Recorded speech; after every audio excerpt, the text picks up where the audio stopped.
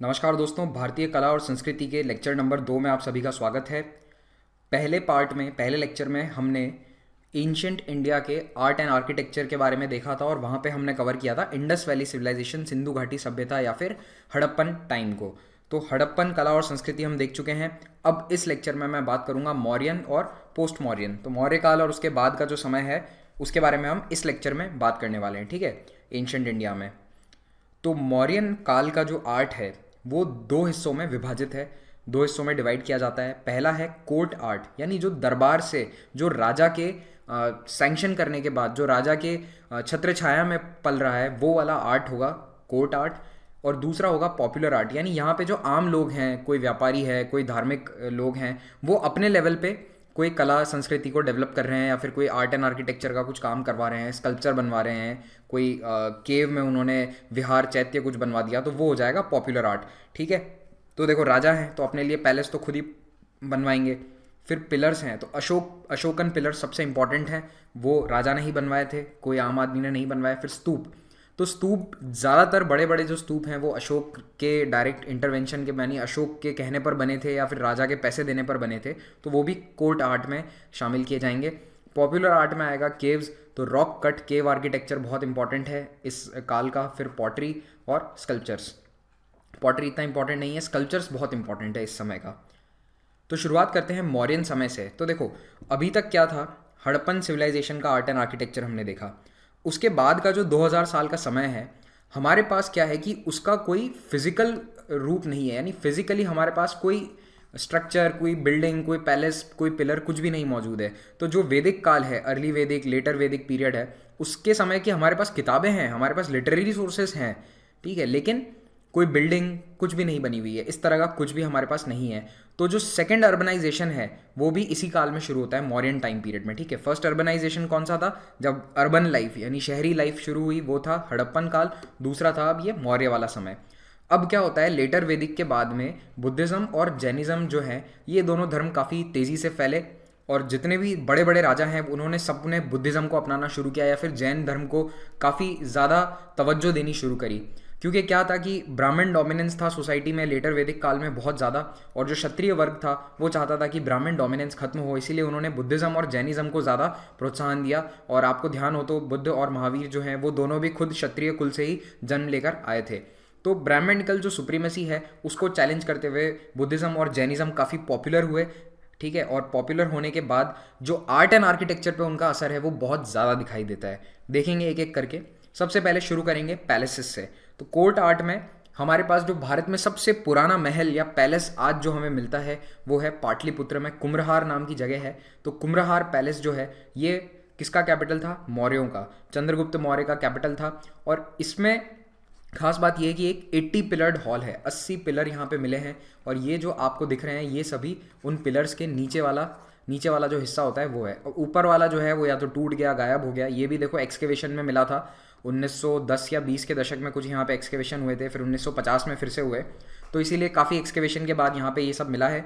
और इससे पता चलता है कि देखो नीचे तो ब्रिक्स का यूज़ किया हुआ है, ईंटों का इस्तेमाल है, लेकिन मेगास्थनीज ने अपने विवरण में, मेगास्थनीज याद है ना आपको, एम्बेसडर था जो कहाँ से आया था, सेल्यूकस निकेटर के द्वारा भेजा गया।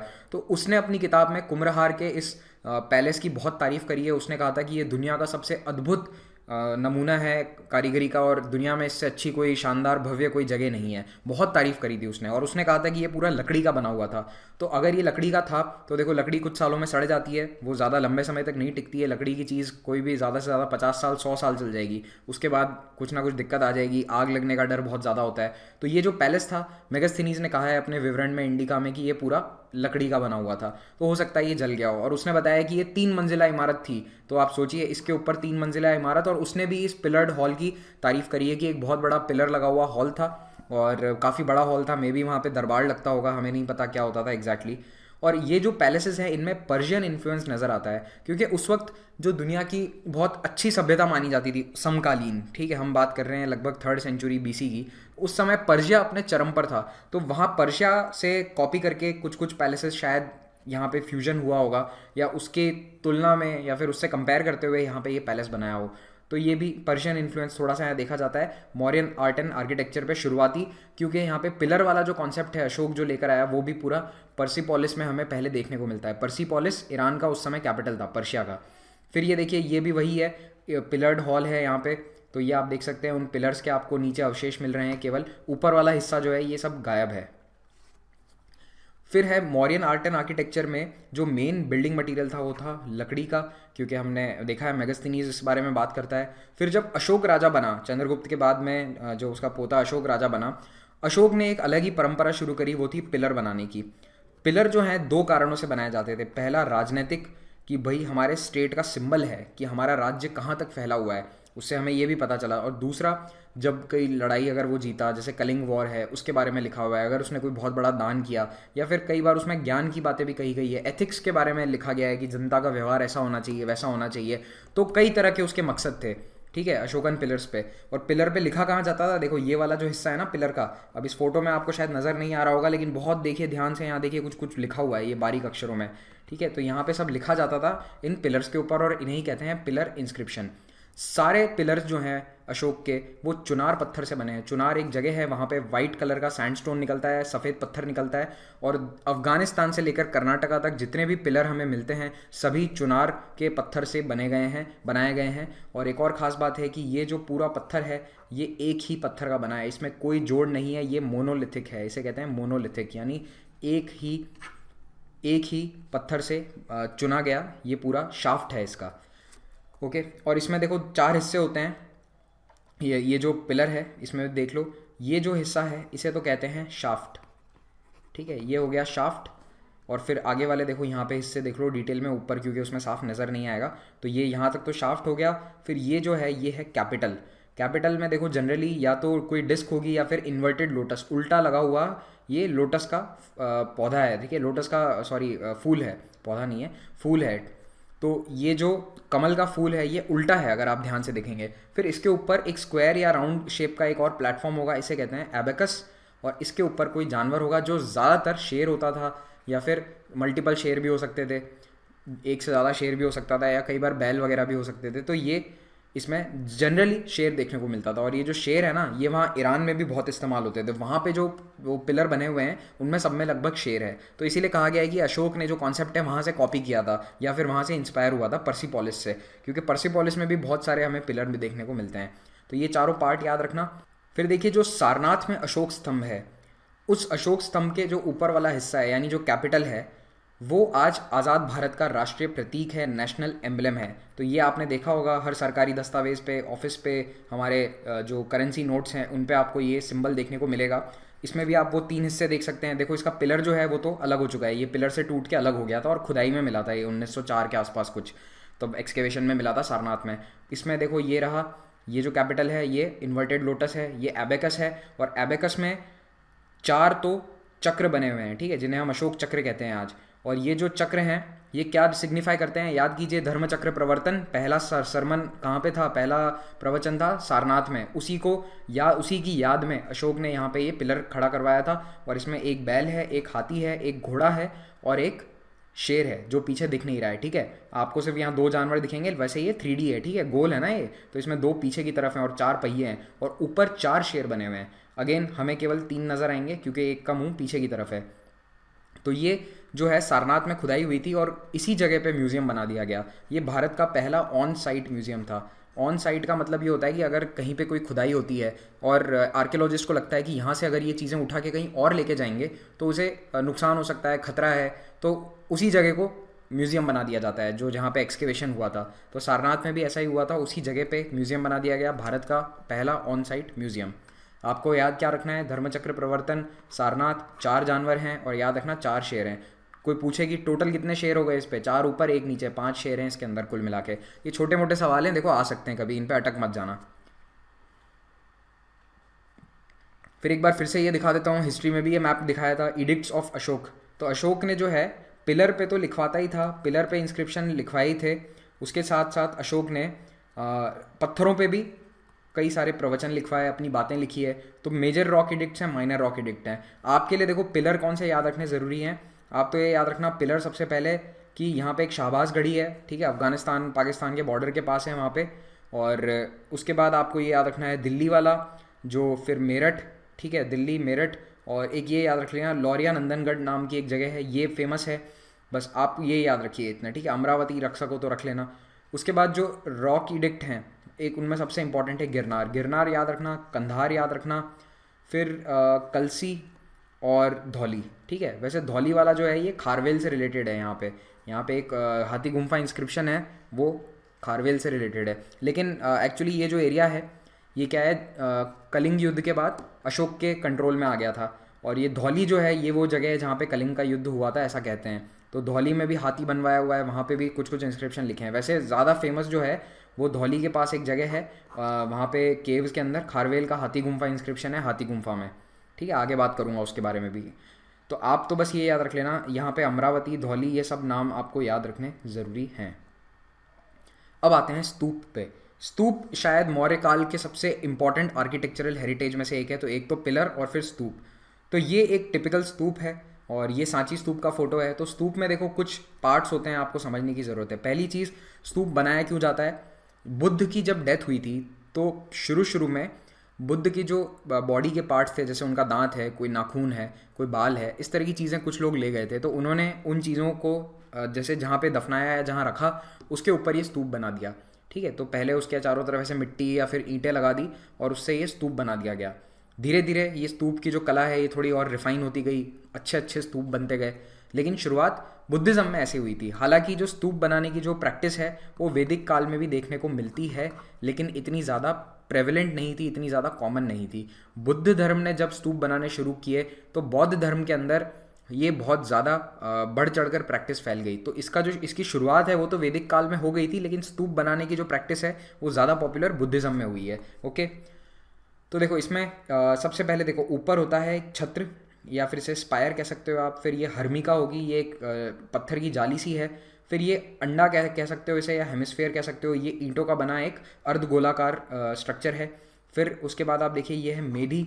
तो यहाँ पे एक प्रदक्षिणा पथ होगा, या फिर इस पर कोई जो रिचुअल्स हैं वो करे जा सकते हैं। अगर कोई धार्मिक काम करना है तो वो भी यहाँ पे किया जाएगा। इसके अंदर जाने का कोई रास्ता नहीं होता है, ठीक है। इसके अंदर ऐसा नहीं है कि कोई केव बनी हुई है उसके अंदर कोई जा सकता है, जी नहीं, वैसा नहीं है। कोई गर्भगृह नहीं है इसके अंदर, ये एक पूरा सॉलिड स्ट्रक्चर है। इसके से बाहर बाहर घूम सकते हो आप। तो ये मेधी है, यहाँ पे एक रेलिंग होगी, फिर एक आउटर एनक्लोजर वॉल होगी। ये तो एक तरह की बाउंड्री वॉल है, कोई अंदर ना घुस जाए जानवर वगैरह से बचाने के लिए। एक एनक्लोजर वॉल होगी और यहाँ पे एक तोरण होगा।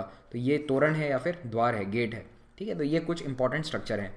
तो ये जो है बैरियल माउंड थे। बैरियल माउंड यानी कि जहाँ पे किसी को दफनाया जाता है, वो एक टीला है उस तरह का। और अशोक के समय में स्तूप बनाने की प्रैक्टिस अपने चरम पर थी और कहते हैं कि अशोक ने 84,000 स्तूप बनवाए पूरे साम्राज्य में। तो वैदिक ट्रेडिशन है, याद रखना। पॉपुलर किस समय हुआ, जब बौद्ध धर्म ने इस प्रैक्टिस को अपनाया।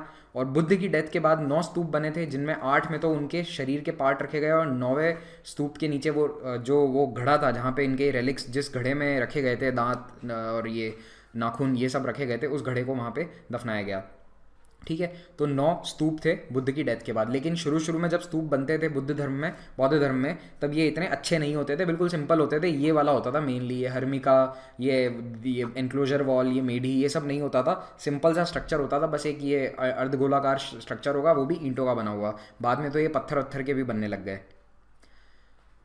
तो स्तूप जो है सॉलिड स्ट्रक्चर है, इसके अंदर आप एंटर नहीं हो सकते, याद रखना। It is a glorified, beautified, enlarge funerary mound. तो बहुत ही सुंदर है और ग्लोरीफाइड एक माउंड है जिसके अंदर किसी को दफनाया गया है, ठीक है। माउंड मतलब कोई भी ऊंचा टीला होता है उसे माउंड कहते हैं। याद कीजिए Mohenjodaro, mound of the dead. और अब बुद्ध ही नहीं, देखो इतने सारे 84,000 बने, तो केवल बुद्ध नहीं, अगर कोई बड़ा मॉन्क है, कोई धार्मिक भिक्षु है बौद्ध धर्म का, उनकी भी डेथ होती थी तो उनकी भी जो हड्डियां हैं या फिर उनकी जो अस्थियां हैं वो भी वहाँ पे रख के फिर उसके ऊपर भी स्तूप बनाए जाते थे। तो जो स्तूप के अंदर का जो कोर होता है वो तो बनता है अनबर्न्ड ब्रिक्स का, जो जलाई नहीं गई है ऐसी वाली ईंटें। और बाहर वाला जो सरफेस है वो बर्न्ड ब्रिक्स, क्योंकि बर्न्ड ब्रिक थोड़ी मजबूत होती है, ठीक है। जो अच्छे से भट्टी में जलाई गई है वो वाली ईंट। सांची स्तूप जो है वो भारत का सबसे फेमस है। सांची कहाँ पे स्थित है, भोपाल से थोड़ा उत्तर की ओर है और मध्य प्रदेश में स्थित है। मैप में देख लेना एक बार, लोकेशन आपको पता होनी चाहिए सांची की। और सबसे पुराना जो है वो पीपरावा में है, ठीक है, पीपरावा उत्तर प्रदेश में। फिर से ये देख लो, एक स्केच है, अगर कभी बनाना हो तो आप भी इस तरह का बना देना एग्जाम में अपने। सबसे ऊपर है यहाँ पे छत्र, ठीक है, या फिर ये जो यस्ती कहते हैं इसे, हर्मिका, हर्मिका ये एक स्टोन की जाली की जैसा है, स्क्वायर शेप में होगा। फिर ये सेमी सर्कुलर अंडाकार शेप है, इसे अंडा ही कहते हैं। अपर वॉकवे या फिर मेधी, यानी ये ऊपर का एक प्रदक्षिणा पथ है और फिर एक नीचे वाला होगा। नीचे वाला प्रदक्षिणा पथ क्यों होगा? क्योंकि बाहर एक रेलिंग लगा थी। तो जो शुरुआती स्तूप मिलते हैं उनमें ये रेलिंग नहीं है, ये रेलिंग बाद में ऐड करी गई। ठीक है, ये बाद का एडिशन है। इनफैक्ट जो सांची स्तूप है उसमें भी पहले ये रेलिंग नहीं थी, अशोक ने नहीं बनवाई थी। बाद में जब शुंग वंश आया था तो उस समय ये रेलिंग वहाँ पे बनाई गई। फिर इसके 4 द्वार होंगे, उत्तर दक्षिण पूर्व पश्चिम चारों दिशाओं में, और 4 तोरण होंगे। और ये नीचे उतरने की सीढ़ियाँ हैं, डबल स्टेयरकेस होंगे। तो ये एक मैप है स्तूप का।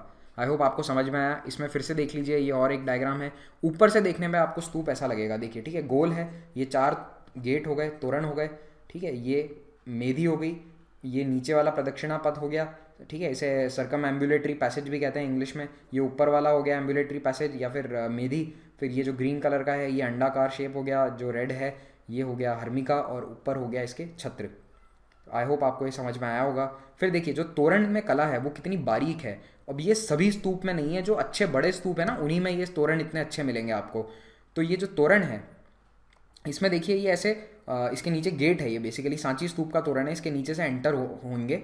और ऊपर जो है इसमें बहुत बारीक कलाएं बना रखी है। अगर आप देखें तो इसमें सीन डिपिक्ट किए गए हैं जातक कथाओं से, और बुद्ध के जन्म लेने से रिलेटेड चीज़ें हैं। और आप याद कीजिए मैंने आपको बुद्धिज़्म में बताया था कि बुद्ध की जीवन को दर्शाते हुए कुछ जानवर हैं, जैसे शेर हो गया, हाथी हो गया।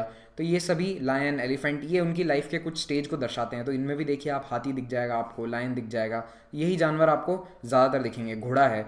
तो ये जो सीन्स हैं और इसके अंदर ये डिटेल में आपको सीन दिखेंगे कि उनकी बुद्ध की लाइफ में कुछ क्या हो रहा है। महाभिनिष्क्रमण का सीन दिखेगा। तो इस तरह के सीन इन तोरण में दिखाई जाते हैं। फिर देखो ये एक सिंपल सा स्तूप है, ये वैशाली में है, ठीक है। ये रहा अशोकन पिलर, और इसके आसपास देखो कुछ दूसरे पिलर्स भी दिख रहे हैं। हो सकता है यहाँ पे कोई महल होगा, लेकिन उसके ऊपर का हिस्सा जा चुका है। और ये जो है ये एक सिंपल सा स्तूप है। इसके ऊपर ना तो हर्मिका है, ना इसके चारों तरफ कोई प्रदक्षिणा पथ है, लेकिन फिर भी ये एक इंपॉर्टेंट स्तूप है। फिर देखो आगे जो है स्तूप बनाने की जो कला है वो चेंज होती गई। तो इनिशियली जो शुरुआत में मौर्य काल में स्तूप बने हैं वो तो लगभग इसी पैटर्न को फॉलो करते हैं। बाद में आगे जाके जब कुषाण वंश आता है ना, तब स्तूप थोड़े ऐसे चौड़ाई में कम हो गए और लंबाई में थोड़े ऊंचे हो गए, हाइट ज़्यादा होने लगी उनकी। तो कुषाण वंश के दौरान पेशावर में जो, ठीक है, पेशावर कैपिटल था कुषाण वंश का एक समय में, और वहाँ पे एक 7 मंजिला स्तूप के हमें अवशेष मिले हैं। वहाँ पे खुदाई हुई है और उसमें 7 मंजिला, क्योंकि जो ट्रैवलर्स हैं ना, ह्यूएन सांग और ये सब, इन्होंने उस 7 मंजिला स्तूप के बारे में लिखा है। तो हालांकि वो बाद में शायद डिस्ट्रॉय हो गया होगा, टूट गया होगा, तो उसे ढूंढने की काफ़ी कोशिश करी है। पाकिस्तान का जो डिपार्टमेंट है आर्कियोलॉजी का, उसने वहाँ पे काफ़ी खुदाई करी है उसको ढूंढने के लिए, और अब कहते हैं कि वो मिल गया है। मैं इसके बारे में एक बार श्योर नहीं हूँ, क्योंकि आर्कियोलॉजिस्ट भी श्योर नहीं है कि ये वही स्तूप है या नहीं। लेकिन हाँ, उसको कई ट्रैवलर्स ने अपनी किताबों में मेंशन किया है कि इतना ऊंचा स्तूप था जो दूर से नज़र आता था, कई किलोमीटर दूर से नज़र आता था। कहाँ पे? पेशावर में। तो धीरे धीरे आप देखेंगे कि स्तूप ऊंचे होते चले गए। फिर जब बौद्ध धर्म चाइना में पहुंचा, तो चाइना में देखो ये स्तूप का स्ट्रक्चर ऐसा हो गया, वहाँ पे पगोड़ा कहते हैं इन्हें। तो ये पगोड़े का स्ट्रक्चर ऐसा हो गया। और जापान में जब ये पहुंचा, तो जापान में बौद्ध धर्म में, तो देखो ये जो रूफ का स्ट्रक्चर है ये चाइना के अपने लोकल कल्चर के साथ मिक्सचर हो गया, फ्यूजन हो गया, और वहाँ पे ऐसा हो गया। लेकिन देखो कुछ कुछ कैरेक्टर सेम है, जैसे ये जो ऊपर वाला हिस्सा है ये आप देखो, ये सब में एक जैसा ही आपको दिखेगा, है कि नहीं। तो इस तरह से थोड़ा सा स्तूप का इवोल्यूशन हुआ है। भारत के कुछ फेमस स्तूप जो पूछे जा सकते हैं, आपको पता होना चाहिए ये कहाँ पे हैं। सांची है मध्य प्रदेश में, सारनाथ उत्तर प्रदेश में, पिपरावा उत्तर प्रदेश में, बारूट बिहार में, बोध गया बिहार में, अमरावती और नागार्जुन कोंडा दोनों आंध्र प्रदेश में। अब आते हैं हम पॉपुलर आर्ट पे। तो इतनी देर तो हमने वो पढ़ा है जो मौर्य काल में राजा महाराजा सैंक्शन करते थे। पॉपुलर आर्ट का क्या मतलब है? जो आम आदमी बनवाया करते थे, या फिर देखो कोई व्यापारी है वो अपने लेवल पे सैंक्शन करवा सकता था, जैसे आज भी करवाते हैं। आप देखते हैं कई बड़े लोग जो हैं वो मंदिर के लिए करोड़ों रुपए दान कर देते हैं कि भाई हम मंदिर बनवाएंगे, हम मस्जिद बनवाएंगे, हम चर्च में दान करेंगे। तो उस समय भी ऐसा होता था। तो पॉपुलर आर्ट उसी तरह से डेवलप हुआ कि कोई धनाढ़ व्यक्ति ने दान दे दिया और बोला कि मैं पूरा ये प्रोजेक्ट करवाऊंगा अपने लेवल पर, ठीक है। या फिर कोई बड़े बड़े ऋषि हैं वो सभी लग गए और उन्होंने कोई विहार या चैत्य कुछ बना दिया। तो इस समय में मौर्य काल में एक बहुत पॉपुलर प्रैक्टिस शुरू होती है, वो है पूरे के पूरे पहाड़ और चट्टानों को काट कर यहाँ पर ये स्ट्रक्चर बनाने की। तो क्या ये आर्किटेक्चर होगा? क्या यहाँ पे किसी मटेरियल का इस्तेमाल किया जा रहा है? ठीक है, थोड़ा सा कहना मुश्किल है। देखो ये कन्फ्यूजिंग हो गया। अब ये हैं तो बिल्डिंग्स हैं, लेकिन इनमें बनाने में कोई मटेरियल इस्तेमाल नहीं हुआ है, ठीक है। यहाँ पे पहाड़ को थोड़ा थोड़ा करके काट के उसको बाहर निकाल के यहाँ पे ये पूरा स्ट्रक्चर बना दिया गया है, ठीक है। तो इसे कहते हैं रॉक कट, यानी पत्थर को काट कर एक गुफा बनाई गई है, इसीलिए इसे वो कहते हैं रॉक कट आर्किटेक्चर। तो मौर्यन समय में रॉक कट आर्किटेक्चर बहुत फेमस हो गया, और उस समय जो ये पहाड़ों को काट कर बनाते थे तो जनरली ऐसे छोटे छोटे रूम्स बनाते थे जो आप यहाँ पे देख रहे हैं, यहाँ देख रहे हैं, और इन्हें कहते थे विहार। विहार से ही बिहार का नाम पड़ा है, क्योंकि जब ब्रिटिश आर्मी यहाँ पर आई 19वीं सदी 18वीं सदी में, तो जब भी वो आगे बढ़ते थे तो उन्हें बहुत सारे ऐसे जगह दिखती थी, तो वो वहीं पे वहाँ पे अपना हॉल्ट कर लेते थे। तो जब लोगों से पूछा उन्होंने कि ये क्या है, तो उन्होंने कहा विहार। तो धीरे धीरे उस नाम का, इस एरिया का नाम ही बिहार पड़ गया, ठीक है, मॉडर्न टाइम्स में। तो विहार का मतलब है लिविंग क्वार्टर्स। बेसिकली ये जो भिक्षु थे, जो जैन भिक्षु या बौद्ध भिक्षु हैं, उनके लिए रहने का हॉस्टल था, ठीक है। जो अपना घर बार छोड़ के जो धर्म के लिए आ चुके हैं वो यहाँ पर रहेंगे, एक तरह से यहीं पे अपना पूजा पाठ करेंगे, ये उनके रहने की जगह है। बौद्ध धर्म में ही आगे जाके चैत्य बनने भी शुरू हुए। चैत्य क्या होता है? Prayer hall. तो विहार तो हो गया जहाँ पे रहते हैं लोग, और चैत्य होता है जहाँ पे वो पूजा करते हैं, प्रेयर हॉल हो गया। तो ये जो आपको दिख रहा है, ये बड़ा सा हॉल बना हुआ है, ये एक प्रेयर हॉल है, ये चैत्य है। याद रखना, ये मौर्य काल में चैत्य नहीं बनते थे, मौर्य काल के बाद में पोस्ट मौर्यन में ये बनने शुरू हुए। शुरुआत तो देखो छोटे से ही होगी ना, तो पहले तो ये छोटे छोटे ऐसे बनते थे। अब ये जो फोटो मैं आपको दिखा रहा हूँ, ये भाज गुफाएं हैं महाराष्ट्र की, तो वहाँ पे ज़्यादातर सब विहार हैं, लेकिन कुछ बड़े बड़े चैत्य बने हैं, और ये उनमें से सबसे बड़ा चैत्य है। ओके, और ये आप देखेंगे इसमें कितनी नक्काशी करी हुई है, अच्छे से इसमें बारीक डिज़ाइनिंग भी करी हुई है, और आपको देख के लगेगा ही नहीं कि ये चट्टानों से काटा हुआ है। ये आपको ऐसा लगेगा अंदर इसमें कई सारे पिलर्स हैं, कि ये तो किसी ने कंस्ट्रक्ट किया हुआ है, यानी नीचे से किसी ने इसे बनाया है, लेकिन ऐसा नहीं है। पूरा धीरे धीरे धीरे पहाड़ों को खोद कर बाहर निकाल कर ये पूरा स्ट्रक्चर बनाते हैं। तो आपको यहाँ पे दो चीज़ें याद रखनी है। पहला, रॉक कट आर्किटेक्चर कब शुरू हुआ? मौर्य काल में। दूसरा, किस धर्म में ज़्यादा प्रेवलेंट था? बौद्ध और जैन दोनों में, ठीक है। पहले पहले देखो जैन में था, फिर बाद में बुद्धिस्ट में ज़्यादा हो गया, और शुरू में केवल विहार होते थे, यानी मॉन्क्स के रहने की जगह। आगे जाके पोस्ट मौर्यन में चैत्य भी बनने लगे। इन रॉक कट आर्किटेक्चर में सबसे फेमस एग्जाम्पल है, और जो एग्जाम में सबसे ज़्यादा पूछे जाने की संभावना है, वो है लोमस ऋषि गुफा, बराबर हिल्स। तो बराबर हिल्स या फिर बराबर केव्स भी इन्हें कहते हैं। ये मौर्यन टाइम पीरियड में ही थी, और ये जैन धर्म के अधीन, मतलब यहाँ पे जैन जो भिक्षु हैं वो रहते थे, ठीक है। ये उसका एंट्रेंस गेट है। आप देखो कितना इसमें काम किया गया है, नक्काशी करी गई है, आर्च वे तक बनाया गया है, जैसे कोई आर्च होता है। और इसको देखो शेप भी हाथी का जैसा शेप होता है ना, वैसा उस तरह का इसे कुछ शेप दिया गया है, एलिफेंट टाइप का इसका शेप है।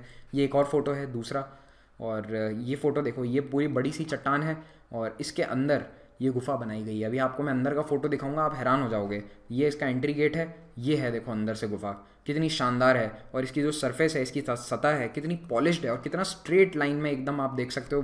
कोई इसमें थोड़ा सा भी रफनेस नहीं है, बिल्कुल स्ट्रेट लाइन में एकदम अच्छे से आर्किटेक्चर में इसे शेप दिया गया है। तो ये बहुत ही अच्छी कारीगरी है। और जो ये रॉक कट आर्किटेक्चर है, ये देखो, ये आपको आंधी तूफान बारिश सबसे प्रोटेक्शन देगा, सर्दी गर्मी धूप हर चीज़ से प्रोटेक्शन देगा। तो काफ़ी ठंडा भी होता है अंदर। अगर आपने अजंता एलोरा की गुफाएं विजिट करी हो तो आप जानते होंगे अंदर गुफाएं काफ़ी ठंडी रहती हैं। तो इसलिए ये काफ़ी अच्छा एक तरह का आर्किटेक्चरल स्टाइल था। फिर इसमें सबसे फेमस एग्जांपल्स दूसरे कौन से होंगे? मौर्य काल के उदयगिरी और खंडगिरी की गुफाएं। उदयगिरी खंडगिरी दोनों भुवनेश्वर के पास में है। ये उदयगिरी केव्स का फोटो है। यहाँ पे बहुत सारी गुफाएं हैं, और उन्हीं में से एक गुफा का नाम है हाथी गुम्फा। हाथी गुम्फा यानी हाथी की गुफा, और वहाँ पे अंदर एक इंस्क्रिप्शन लिखा हुआ है दीवार के ऊपर, ठीक है, दीवार पे, पिलर नहीं है, याद रखना। और ये जो इंस्क्रिप्शन है, ये खारवेल के बारे में बात करता है, जो कलिंग का राजा था, किंग खारवेल, ठीक है, कलिंग का राजा खारवेल, उसके बारे में, उसके जीवन काल, उसने किस राजा को हराया, किसके साथ लड़ाई लड़ी, ये सभी उसमें लिखा गया। और जो कलिंग की काफ़ी बहुत ज़्यादातर हिस्ट्री है, वो हमें इस हाथी गुम्फा इंस्क्रिप्शन से ही पता चलती है। और उदयगिरी खंडगिरी केव से 10 किलोमीटर की दूरी पर ही स्थित है धौली नाम की जगह। धौली में भी कई बुद्धिस्ट मॉन्यूमेंट्स हैं, छोटी छोटी गुफाएं बनी हुई हैं, विहार बने हुए हैं। और यहाँ पे सबसे फेमस जो मॉन्यूमेंट है वो ये है, rock cut elephant at Dhauli. इसमें आधा हाथी है, पूरा नहीं है, ठीक है, आगे वाला हाथी है, और इसका सिर्फ आगे के 2 पैर और सर आपको यहाँ पे देखने को मिलेगा। लेकिन ये बहुत अच्छे से इसकी कारीगरी बनाई गई है। और आप देखिए, ये 2500 साल पुराना है, लगभग 2300 साल पुराना है, और आज भी ये किस अच्छी कंडीशन में है। और जो रॉक कट एलिफेंट है, ये 2016 या 15 में से किसी एक यूपीएससी प्रीलिम्स में इस पर सवाल पूछा गया था। ये क्वेश्चन था इस पर, rock cut elephant at Dhauli. Basically rock cut architecture पे वो था, क्वेश्चन था, और उसमें आपको अरेंज करना था सीक्वेंस में कौन सा पहले बना कौन सा बाद में बना। उसमें एक ऑप्शन ये धौली वाला रॉक कट एलिफेंट भी था।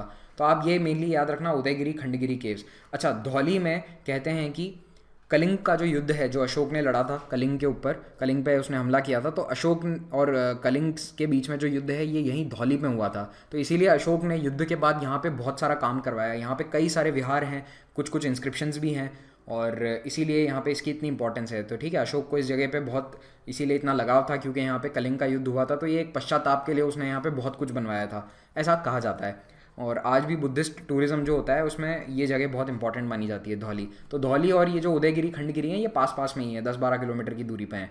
एक ध्यान रखना, आगे उदयगिरी एक बार फिर से नाम आएगा, लेकिन वो उदयगिरी की गुफाएं हैं विदिशा में। विदिशा कहाँ है? मध्य प्रदेश में।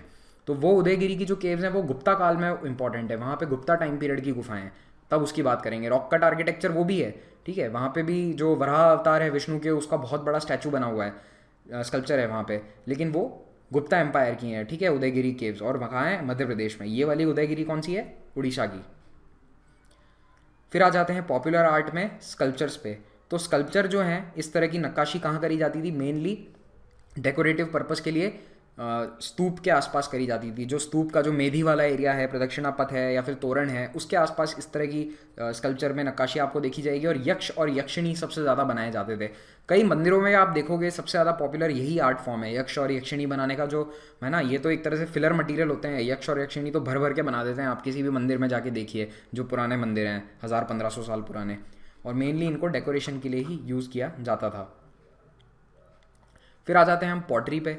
तो मौर्य काल की जो पॉटरी है वो है ब्लैक कलर की, तो इसका नाम है नॉर्दर्न ब्लैक पॉलिश्ड वेयर। इसकी खासियत ये है कि ये बहुत ज़्यादा चमकाई गई, ये बहुत ज़्यादा पॉलिश्ड है, ठीक है। तो इस इतनी पॉलिश का क्या मतलब है कि ये डेकोरेटिव पर्पस के लिए इस्तेमाल होती थी, क्योंकि जो बहुत ज़्यादा पॉलिश वाली चीज़ मिली है इसका मतलब उसका बहुत इस्तेमाल नहीं होता था, खाना वाना बनाने में इस्तेमाल शायद नहीं होती होगी, ऐसा हमारा अंदाज़ा है। तो क्योंकि इस पर बहुत ही चमकदार फिनिश है तो इसे शायद लग्जरी आइटम की तरह यूज़ करते होंगे, पीकदान वगैरह के लिए यूज़ करते होंगे। और ये पॉटरी का जो लेवल है ये बहुत ही उच्च स्तर का है। हाईएस्ट लेवल ऑफ पॉटरी जो हमें मिला है वो यही है, नॉर्दर्न ब्लैक पॉलिश्ड वेयर या फिर पेंटेड ग्रे वेयर। आपके लिए ये नाम इतना इंपॉर्टेंट नहीं है अभी तक, तो देखो प्रीलिम्स में, यूपीएससी जनरल स्टडीज़ में नहीं पूछता है ये सब ऑप्शनल में ज़्यादा पूछे जाते हैं, लेकिन कुछ कह नहीं सकते हैं, ठीक है। तो आप एक बार याद ज़रूर कर लो, लिख ज़रूर लो कम से कम अपने नोट्स में, और हो सके तो याद कर लेना मौर्य काल में ये मैंने काले रंग का ये कटोरा दिखाया था, अगर दिमाग में इतना सा रहता है तो। इसीलिए मैं फ़ोटोज़ ज़्यादा डाल रहा हूँ आर्ट एंड कल्चर में। अगर आप नोट्स से पढ़ोगे तो आपको फोटोज़ इतने क्लियरली नहीं दिखेंगे, किताब में भी पढ़ोगे तो वहाँ भी फ़ोटो छोटे छोटे होते हैं, यहाँ पे मैं आपको कलर फोटोग्राफ्स दिखा सकता हूँ। इसलिए मेरी कोशिश यही रहेगी कि मैं आपको फ़ोटोज़ के द्वारा ही ज़्यादा पढ़ाऊँ, क्योंकि पढ़ने को टेक्स्ट तो आपको किताब में भी मिल जाएगा। अब आते हैं हम पोस्ट मॉडर्न आर्ट वाले, वापस आर्ट एंड आर्किटेक्चर वाले उस पे पीरियड पे। तो पोस्ट मौर्यन यानी मौर्य वंश खत्म हो चुका है, दूसरे वंश आ चुके हैं, शुंग आ चुका है, मौर्य की जगह पाटलिपुत्र में, दक्षिण में सातवाहन आ चुके हैं, और अब विहार के साथ साथ चैत्य बनने शुरू होंगे। तो यानी जो वो रॉक कट आर्किटेक्चर की जो क्वालिटी है वो बढ़ती जा रही है। तो पहले छोटे छोटे विहार बनते थे, छोटे छोटे कमरे बनते थे, हॉस्टल के रूम बनते थे, अब बड़े बड़े हॉल बनाए जा रहे हैं, पूरे के पूरे पहाड़ काट दिए। देखो कितना ऊंचा है ये, कम से कम 50-60 फीट ऊंचा होगा ये, नहीं तो 40-50 फीट तो है ही, इतना ऊंचा, ठीक है। तो ये चैत्य है, ये बारहूट स्तूप है यूपी का। तो ये कितना अच्छा क्वालिटी का बनाया गया है, देखो आप, इसमें पिलर भी हैं और इसके अंदर ऊपर से कर्व्ड सीलिंग है, और यहाँ पे प्रेयर होती थी, ठीक है, यहाँ पे सब इकट्ठे होके पूजा अर्चना करते थे। तो धीरे धीरे जो रॉक कट आर्किटेक्चर है वो डेवलप हो गया, और विहार के साथ साथ चैत्य भी शुरू हो गए। फिर से बता रहा हूँ, चैत्य प्रेयर हॉल है और विहार क्या है? रेजिडेंस है, रहने की जगह है। स्तूप ज़्यादा बड़े होते गए, डेकोरेशन ज़्यादा होती गई, आप देखो नक्काशी बढ़ती जा रही है। पहले जो लोमस ऋषि केव्स है वो आपने देखा अंदर से बिल्कुल सिंपल थी, प्लेन थी, अब यहाँ पे देखो डेकोरेशन बढ़ता जा रहा है, ज़्यादा इंट्रिकेटली कार्ड फिगर हैं, तोरण ज़्यादा अच्छे होते हैं। और जो मैंने आपको बताया वो तोरण और जो बाहर वाली बाउंड्री होती थी ना स्तूप की, वो भी पोस्ट मॉडर्न पीरियड में आई थी। जो बाहर की जो बाउंड्री है, आउटर एनक्लोजर है, वो पहले नहीं होता था, वो बाद में शुंग वंश के समय से लगना शुरू हुआ। जो सांची का स्तूप है उसमें भी वो बाद में लगा था, ओके। और यहाँ पे जो पैटर्न्स हैं वो काफ़ी हेलेनिस्टिक स्टाइल से इंस्पायर्ड है। हेलेनिस्टिक मतलब ग्रीस, ठीक है, जहाँ पे भी हेलेनिस्टिक वर्ड आता है उसका मतलब समझ लेना ग्रीस। तो ग्रीस से यहाँ पे काफ़ी इंस्पिरेशन हमने देखी है। कारण क्या था? ग्रीस, जो ग्रीक्स थे वो अफगानिस्तान में रह रहे थे अब कई सालों से, अलेक्जेंडर के जो सक्सेसर्स थे। तो सेल्यूकस निकेटर, मेगास्थनीज, आदान प्रदान हुआ जानकारी का, कल्चर का, नॉलेज का, तो थोड़ा बहुत असर तो आएगा। फिर आ जाओ पोस्ट मॉडर्न आर्ट पे, ये सबसे इंपॉर्टेंट है पोस्ट मॉडर्न पीरियड में। आर्ट में अब यहाँ पे स्कल्पचर बनने शुरू हुए, स्कल्पचर की बाढ़ सी आ गई। इतने स्कल्पचर मिले हैं हमें पोस्ट मॉडर्न पीरियड का, जो ये 400-500 साल का जो समय काल है, इसके हमें हज़ारों लाखों स्कल्पचर मिले हैं खुदाई में। और अभी तो कई जगह खुदाई हुई ही नहीं है, मतलब गिनती की कुछ जगहों पे खुदाई होती है, एएसआई करता है, उनमें भी हमें इतने सारे स्कल्पचर मिल चुके हैं। तो और कितने तो भारत से चुरा चुरा के लोगों ने एक्सपोर्ट करके बाहर करोड़ों लाखों रुपए में बेच दिए। कितने स्मगलर हैं भारत में जो इन आर्ट पीसेस को बेच रहे हैं। तो देखिए, Gandhara school of art, Mathura school of art और अमरावती स्कूल ऑफ आर्ट, ये 3 स्कूल ऑफ आर्ट हैं। स्कूल का क्या मतलब है? क्या वहाँ लोग जाके पढ़ाई करते थे? क्या वो बच्चों को सिखाते थे कि भाई आपको आर्किटेक्ट स्कल्पचर कैसे बनाना है? जी नहीं। स्कूल का ये मतलब है कि जहाँ पे एक एरिया में बहुत सारे लोग इकट्ठे होकर एक ही तरह के स्कल्पचर बना रहे हैं, तो वो एक डिज़ाइन हो गई उनकी। जैसे आपने सुना होगा, आज कहते हैं कि कुछ जयपुर की जैसे चूड़ियाँ फेमस है, या फिर फिरोज़ाबाद की चूड़ियाँ फेमस है, अलीगढ़ के ताले फेमस हैं। तो आप ऐसे कह सकते हो कि अलीगढ़ स्कूल ऑफ लॉक्स, मतलब एक एरिया में बहुत सारे लोग बैठ के एक ही काम करने लग जाएं तो उनका एक स्टाइल हो जाता है और वो स्टाइल फेमस हो जाता है। तो ये है स्कूल, ठीक है। ये कोई स्कूल नहीं है जहाँ कोई किसी को सिखा रहा है, लेकिन हाँ, ऑब्वियस सी बात है, जब एक जनरेशन के कारीगर हैं वो अगली जनरेशन को सिखाएंगे तभी तो वो कला आगे बढ़ेगी।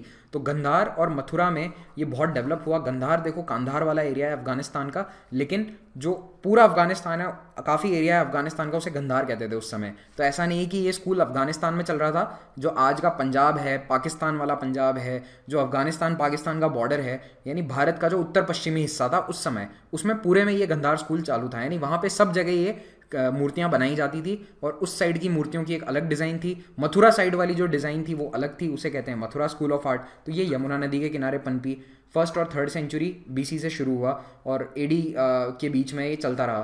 तो आपको ये साल याद करने ज़रूरी नहीं है, आप तो बस ये याद रखो ये मौर्य काल के तुरंत बाद है, ठीक है। पोस्ट मॉडर्न पीरियड है। कुषाण वंश, ये सभी जो वंश थे, शातवाहन, उन सब के अंडर में ये सब फले फूले, और गुप्ता वंश तक भी ये सब चलता रहा, ठीक है। गुप्ता वंश के समय तक भी ये चल रहा था। एक और है, आपने शायद अमरावती स्कूल के बारे में नहीं सुना होगा, छोटी कक्षाओं में इसके बारे में नहीं पढ़ाते हैं। अमरावती कहाँ है? दक्षिण में। आज जहाँ पे आंध्र प्रदेश का नया कैपिटल बन रहा है, अगर आपने नाम सुना हो तो, अमरावती विजयवाड़ा के पास में ही बन रहा है। और वहाँ कृष्णा नदी के किनारे अमरावती पुराना शहर था, वहाँ पे काफ़ी बौद्ध गुफाएं हैं, स्तूप हैं, वहाँ पे काफ़ी बुद्धिस्ट आर्किटेक्चर मिलता है। तो वहाँ पे भी शातवाहन रूलर्स के अंडर में एक अलग ही स्कूल ऑफ स्कल्पचर ये चल रहा था। अब इन तीनों के में डिफरेंसेस क्या हैं, तीनों की खासियत क्या है, हम देखेंगे। सबसे पहले मैं आप चाहता हूँ कि आप इसको वीडियो को यहाँ पे पॉज कीजिए, इस फोटो को ध्यान से देखिए, 2 से 5 मिनट देखिए, और आप नोट डाउन करिए अपने लेवल पे कि आपको इनमें क्या क्या डिफरेंसेस नज़र आ रहे हैं। फिर मैं आपको अगली स्लाइड में इनके डिफरेंसेस और इनकी खासियत बताने वाला हूँ, ठीक है। वीडियो पॉज कर दीजिए। आई होप आपने वीडियो पॉज करके एक्सरसाइज इसे किया होगा। अब देखो, ये है गंधार स्कूल ऑफ आर्ट, ये है मथुरा स्कूल ऑफ आर्ट, और ये है Amravati school of art. Basic differences बताता हूँ। सबसे पहले देखो, बुद्ध भगवान को यहाँ पे एक ग्रीक गॉड की तरह दिखाया गया है। तो जैसे अपोलो एक ग्रीक गॉड है, ठीक है। अपोलो जैसे सूर्य भगवान, वहाँ के सूर्य देवता के बराबर हो गए। तो अपोलो की जैसे इनकी कद काठी, इनके बाल देखो घुंघराले से बाल हैं इनके, थोड़े ना ऐसे तिरछे तिरछे से बाल हैं, इस तरह का इन्हें बताया गया है। बॉडी फीचर्स पे बहुत ध्यान दिया है। आप इनका चेहरा देखो और इनका चेहरा देखो, ठीक है। इसमें डिटेलिंग ज़्यादा है, इनके नैन नक्श आपको ज़्यादा अच्छे से पत्थर पे बनाए गए दिखेंगे। फिर इनके कपड़े देखो, इनके कपड़े भी किसी ग्रीक स्टैचू की तरह हैं, ऐसे चोगे पहनते थे ग्रीस में, लंबे लंबे सफ़ेद रंग के, उस तरह के कपड़े आपको नजर आएंगे। जो भारत वाले जो मथुरा स्कूल ऑफ आर्ट है, ये पूरी तरह से इंडिजिनस है, यानी इसमें ग्रीस का इन्फ्लुएंस बिल्कुल नहीं है, ना ही अमरावती स्कूल ऑफ आर्ट में है। तो यहाँ पे जो बुद्ध का जो चित्रण है वो एक भारतीय आदमी की तरह हुआ है, ठीक है। इसमें कोई भी ग्रीक इन्फ्लुएंस इतना नहीं है। फिर देखो यहाँ पे ये वाइट कलर है, यानी ये वाइट सैंडस्टोन से बनाया जाता था। शुरू के जो गंधार स्कूल के स्टैचूज़ हैं, स्कल्पचर्स हैं, वो ब्लूइश कलर के भी होते थे, वो एक अलग तरह का पत्थर था, लेकिन ज़्यादातर सारे वाइट सैंडस्टोन के बने हैं। या फिर स्टक्को एक होता है, एक तरीका होता है, वो मिक्स करके बनाते हैं। वो सब हमें डिटेल में नहीं जाना है, आप बस ये नाम याद कर लो, ठीक है। स्टक्को से बनाते थे, तो मेनली वाइट सैंडस्टोन या स्टक्को से बनाए हुए। ये जो है Mathura school of art, Mathura के आसपास लाल पत्थर ही मिलता है, रेड सैंडस्टोन। धौलपुर, भरतपुर, मथुरा, ये सारे एरियाज़ हैं, ये पास पास में हैं। और आपने शायद सुना हो तो धौलपुर का पत्थर काफ़ी फेमस है, जो दिल्ली में, हमारे नई दिल्ली में जो अंग्रेज़ों ने पूरी नई राजधानी बसाई, उसमें ज़्यादातर बिल्डिंग्स आपको लाल दिखेंगी। आप कभी ध्यान से देखना, Rashtrapati Bhavan, north block, south block, ये सभी देखना, नीचे नीचे लाल रंग के होते हैं, ऊपर थोड़ा सा हल्का रंग होता है लाल का, नीचे काफ़ी गहरा यही वाला कलर होता है। तो वो सारा धौलपुर का पत्थर है। तो ये वही रेड सैंडस्टोन है, इसका इस्तेमाल अकबर ने भी किया, आगरा का लाल किला बनवाया, इसीलिए तो वो लाल है क्योंकि पत्थर लाल है, ठीक है। दिल्ली का लाल किला क्यों लाल है, क्योंकि उसमें पत्थर लाल है, ये वही वाला पत्थर है, क्योंकि ये उत्तर में दिल्ली, मथुरा, धौलपुर, वहाँ पे यही वाला पत्थर मिलता है। और यहाँ अमरावती में वाइट मार्बल। तो ये डिफरेंस हो गया। फिर देखो यहाँ पे बुद्ध को ज़्यादातर बैठा हुआ दिखाया जा या सॉरी यहाँ पे बैठा और खड़ा दोनों रूप में दिखाया जाता है गौतम बुद्ध को। मथुरा और अमरावती में ज़्यादातर इन्हें बैठा हुआ दिखाया गया है। मथुरा में हम बैठा हुआ मेनली दिखाते हैं, और अमरावती में क्या है कि मिक्स है। अमरावती की सबसे खास बात यह है कि इसमें केवल भगवान को नहीं दिखाते हैं। अमरावती स्कूल जो है वो एक तरह से कई लोगों का चित्रण एक साथ कर देती है, यानी उसमें कोई सीन दिखाया जाता है पूरा, जैसे कि बुद्ध के जीवन का कोई सीन दिखा रहे हैं, यानी यहाँ पे तो पूरी पिक्चर चल रही है, कोई फिल्म चल रही है, आपको ऐसा प्रतीत होगा। आप इस फोटो में भी देखो, ये व्यक्ति ऐसे कुछ हाथ जोड़ के बैठा है, ये इनके शायद पाँव दबा रहा है, ये पीछे इनको कुछ कह रहे हैं, यानी कुछ चल रहा है इस सीन के अंदर, है ना। ऐसा नहीं है कि बस भगवान बैठे हैं। और यहाँ पे देखो भगवान है ना क्या कर रहे हैं, यहाँ पे ये ध्यान में लगे हुए हैं, इनकी आधी आंखें बंद हैं, ये ध्यान मुद्रा में है, इनके हाथों का कुछ अलग मुद्रा होगी, अभय मुद्रा होगी, तो ये सारी मुद्रा लेके ये बैठे रहते हैं, ठीक है। अभय मुद्रा एक आपको पता होनी चाहिए, और आप जब भी देखेंगे गौतम बुद्ध अभय मुद्रा में ही अपना हाथ लगभग रखते थे, ये वाला जो है अंगूठा और ये उंगली जुड़े हुए रहते हैं इसमें। तो ये जो ध्यान वाली मुद्रा है ये मेनली मथुरा और गंधार में देखने को मिलेगी। फिर जो मथुरा स्कूल ऑफ आर्ट है, इसमें कई बार बोधिसत्व को भी दिखा देते हैं, जो बुद्ध भगवान के दूसरे रूप हैं, जैसे फ्यूचर बुद्ध है या फिर वो बोधिसत्व हैं। तो बोधिसत्व पद्मपानी, ठीक है, पद्मपानी यानी उनके हाथ में क्या है, पद्म होता है कमल का फूल, ठीक है। तो एक होता है बोधिसत्व पद्मपानी और एक होते हैं बोधिसत्व वज्रपानी, जिनके हाथ में वज्र है, वही इंद्र भगवान वाला वज्र। तो ये दो भी कई बार दिखा दिए जाते हैं, ठीक है, पद्मपानी और वज्रपानी। तो ये कुछ मेन डिफरेंसेस हैं जो इस टेबल में आपको सारे में दिखा रहा हूँ। देखो गंधार स्कूल में हेलेनिस्टिक इन्फ्लुएंस यानी ग्रीस का इन्फ्लुएंस बहुत ज़्यादा है, यहाँ पे नहीं है, इंडिजिनस है पूरा। इंडिजिनस का मतलब होता है लोकल, देसी, तो यहाँ पे पूरा देसी इन्फ्लुएंस है। ग्रे सैंडस्टोन इस्तेमाल किया है, शुरू में स्टक्को विथ लाइम प्लास्टर भी मिलता है। यहाँ पे रेड सैंडस्टोन है, यहाँ पे वाइट मार्बल है। यहाँ पे ज़्यादातर बुद्ध भगवान की ही इमेजेस हैं। यहाँ पे बुद्धिज़्म भी है, जैनिज़्म भी है, हिंदू भी है, यानी शिव और विष्णु के भी बहुत सारे इसमें मूर्तियाँ हमें मथुरा में मिलते हैं। आपको मैं एक सजेशन देता हूँ, अगर आप उत्तर भारत से हैं या फिर कहीं से भी हैं, ज़िंदगी में कभी आपको मथुरा जाने का मौका मिलता है, मंदिर भरी जाओ या ना जाओ, मथुरा म्यूज़ियम ज़रूर देख के आना। मतलब मैंने मथुरा म्यूज़ियम अपनी लाइफ में जितने भी म्यूज़ियम देखे हैं उनमें मथुरा का जो म्यूज़ियम है वो शायद सबसे अच्छे कलेक्शन वाले म्यूज़ियम्स में से एक है। यानी वो बहुत भव्य म्यूज़ियम नहीं है, लेकिन उसका जो कलेक्शन है आप देखोगे अपनी आंखों से, आपको यकीन नहीं होगा। जो मैंने आपको हिस्ट्री में सब बताया है ना, कनिष्क का स्टैचू याद है, हेडलेस स्टैचू ऑफ कनिष्क, वो वहाँ पे आपको घुसते ही सामने एंटर होते ही आपको दिख जाएगा। यानी आप हिस्ट्री को वहाँ पे अनुभूति कर सकते हो आप हिस्ट्री की, अपने कल्चर की। तो मथुरा का म्यूज़ियम ज़िंदगी में कभी जब भी मौका मिले ज़रूर देखना, ठीक है। वहाँ पे सिक्के ही सिक्के हैं, क्योंकि ये जो पोस्ट मॉडर्न पीरियड है ना, इसमें हमें बहुत सारे सिक्के भी मिले हैं। न्यूमिस्मैटिक्स की बात करूँगा आगे, तब बताऊँगा, कई सिक्के मिले हैं हमें। तो सिक्के, मूर्तियाँ, मतलब बहुत ज़्यादा। और आप सोचो अभी तो कई एरिया ऐसे होंगे जहाँ खुदाई भी नहीं हुई, तो ये सब मथुरा के आसपास ही एक्सकेवेशन में मिले हैं। फिर आते हैं फिर से टॉपिक पे अपने, अमरावती में मेनली बौद्ध धर्म, यानी यहाँ पे भी बुद्धिज्म है। खास बात क्या थी, देखो अमरावती में उस वक्त रूलर कौन थे, शातवाहन। शातवाहन क्या थे, ब्राह्मण, लेकिन फिर भी उन्होंने बौद्ध धर्म की जो ये कला थी इसको पूरा प्रोत्साहन दिया, उन्होंने कहीं पे भी उसको दबाया नहीं। इसका क्या मतलब है कि वो हर धर्म को चलने देते थे। पेट्रन कौन है, कुषाण वंश, यहाँ भी कुषाण वंश, यहाँ पे Satavahana. North west India, north India, Mathura के आसपास का एरिया, यहाँ पे कृष्णा गोदावरी का जो एरिया है, कृष्णा और गोदावरी नदियों का जो डेल्टा है वो वाला रीजन। स्पिरिचुअल बुद्ध इमेजेस, बाल काफ़ी स्टाइलिश हैं, ऐसे वेवी से बाल हैं, घुंघराले से बाल हैं। यहाँ पे बुद्ध जो हैं ये डिलाइटेड हैं, मंद मंद मुस्कुरा रहे हैं, और ज़्यादा स्पिरिचुअल नहीं है, यानी यहाँ बहुत ज़्यादा ध्यान की मुद्रा में नहीं बैठे। और अमरावती में क्या है, अलग ही मामला है, वहाँ पे तो जातक कथाओं को दिखाया जा रहा है, वहाँ तो पूरी पिक्चर चल रही है, वहाँ पे तो एनिमेटेड पूरा आपको सीन दिख जाएगा। अगर आप आगे आगे बढ़ते जाओगे तो कुछ ना कुछ चेंजेस होता जाएगा। बहुत अच्छी कला है अमरावती की भी।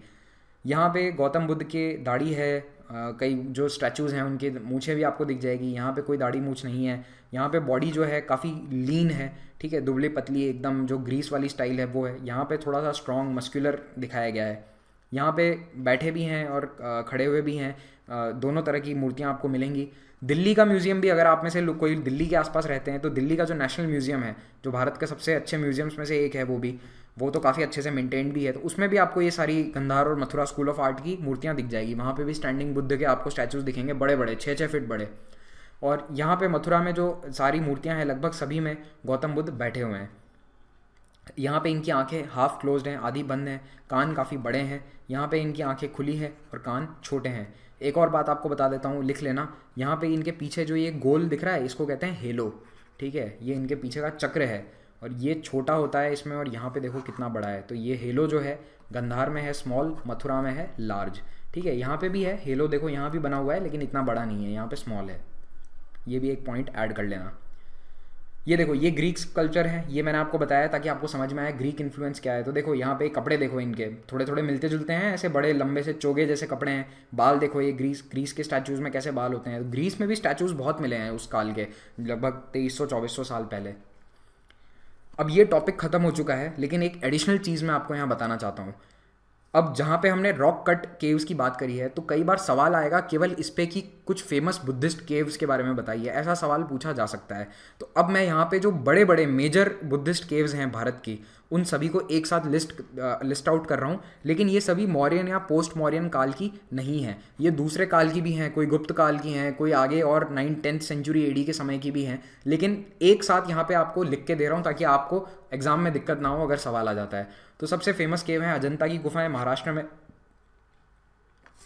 तो सबसे फेमस है अजंता की गुफाएं औरंगाबाद के पास महाराष्ट्र में, वहीं से कुछ किलोमीटर दूर है एलोरा की गुफाएं। अजंता में मेनली बुद्धिस्ट सारी गुफाएं हैं, एलोरा में जो है बुद्धिज़्म भी है, जैनिज़्म भी है, हिंदुइज़्म भी है, ठीक है, तीनों धर्मों की गुफाएं हैं। कान्हेरी गुफाएं मुंबई शहर के बीचों बीच संजय गांधी नेशनल पार्क है उसके अंदर ये स्थित हैं। टोटल 109 केव्स हैं वहाँ पे। ये 1st सेंचुरी बीसी से 9th सेंचुरी एडी के बीच में बनी थी, लगभग 800 से 900 साल। देखो केव आर्किटेक्चर में यही प्रॉब्लम है, ज़्यादातर हम बता नहीं पाते हैं कि ये कब बनी, और केव आर्किटेक्चर को बनाने में बहुत समय लगता है, कई बार 50-50, 100-100 साल लग जाते हैं। जैसे अजंता एलोरा की जो गुफाएं हैं, कहते हैं कि उन्हें बनाने में 300 से 400 साल लग गए सारी गुफाओं को। मतलब ऐसा नहीं है कि 1-2-4 साल में किसी एक राजा ने सारी बनवा दी, शुरुआत किसी ने करवाई होगी, लेकिन आगे धीरे धीरे बढ़ते बढ़ते उसमें बहुत समय हो जाता है। फिर है भाज गुफाएं, ये तो मैं आपको फोटो दिखाई चुका हूँ, याद हो तो, और ये मौर्यन काल की हैं, ठीक है, इसीलिए इनकी फोटो दिखाई थी। ये भी महाराष्ट्र में है, लेकिन ये भी एक साथ नहीं बनी, इनमें भी विहार पहले बने थे। वो जो बड़ा वाला चैत्य दिखाया था वो बाद में बना था, ठीक है, पोस्ट मौर्यन टाइम पीरियड में। फिर बाराबार केव्स हैं, ये तो मौर्यन काल की हैं, गया से 20 किलोमीटर दूर। मेनली जैनिज़्म है, जैनिज़्म से रिलेटेड है इसमें, लेकिन बुद्धिस्ट केव्स भी हैं, ठीक है। वो जो मैंने आपको लोमस ऋषि गुफा दिखाई थी वो तो केवल एक थी, वैसे वहीं वहाँ पे कई सारी गुफाएं हैं, ठीक है। नागार्जुन कोंडा, ये है आंध्र प्रदेश में, नागार्जुन कोंडा आइलैंड है कृष्णा नदी के वहाँ पे, और इसको एक बुद्धिस्ट मॉन्क था नागार्जुन नाम के, उनके पीछे इसका नाम रखा गया है। धौली में केव्स हैं, कई सारी बुद्धिस्ट गुफाएं हैं। ललित गिरी में हैं उड़ीसा में। उड़ीसा की स्पेलिंग अब चेंज हो चुकी है, आई एम सॉरी, मैंने पुरानी स्पेलिंग लिख दी, आदत से मजबूर हैं। जब मैं छोटा था तब उड़ीसा ऐसे लिखा जाता था, अब कुछ साल हो गए हैं स्पेलिंग को चेंज कर दिया गया है, उड़ीसा हो गया है। आप लोग इसे करेक्ट कर लीजिएगा प्लीज़। जुनार केव्स महाराष्ट्र में हैं, और यहाँ पे देखो 2 ग्रुप्स हैं। केव्स में क्या होता है, जनरली ग्रुप बना देते हैं, जैसे अगर एक समय काल की गुफाएं हैं तो उसे कहते हैं ये ग्रुप ऑफ केव्स, ठीक है। या तो जैसे जैन, अगर जैन है, कोई बुद्धिस्ट ग्रुप बुद्धिस्ट धर्म की हैं, तो ऐसे भी ग्रुप बन जाते हैं। तो इन ग्रुप आपके लिए इतना इंपॉर्टेंट नहीं है, बस एक बार नाम लिख लेना, तुलीजा और गणेश लूना, तुलीजा लूना और गणेश लूना, ये जुनार, बस आप तो ये नाम याद रखो, जुनार केव्स महाराष्ट्र और कालरा केव्स महाराष्ट्र। तो आप देखोगे महाराष्ट्र वाले एरिया में काफ़ी सारी गुफाएं हैं। क्यों? क्योंकि देखो एक तो डेक्कन है, तो ऑब्वियस सी बात है पहाड़ होंगे, डेक्कन है, वेस्टर्न घाट्स हैं, तो पहाड़ ज़्यादा होंगे। और सातवाहन काल में वहाँ पे बुद्धिस्ट धर्म काफ़ी फॉलो होता था उस समय। तो ये था पोस्ट मॉडर्न और मॉडर्न आर्ट एंड आर्किटेक्चर। अगले लेक्चर में हम मेनली गुप्ता एम्पायर और जो मंदिरों की कला है, क्योंकि अब मंदिर आना शुरू होंगे। याद है आपको मैंने बताया था गुप्ता का वंश पढ़ाते समय कि मंदिर कब बनने शुरू हुए थे, गुप्ता वंश के समय। तो अब अगले लेक्चर में हम मंदिरों की स्थापत्य कला के बारे में बात करेंगे। Thank you very much for watching this, have a good day.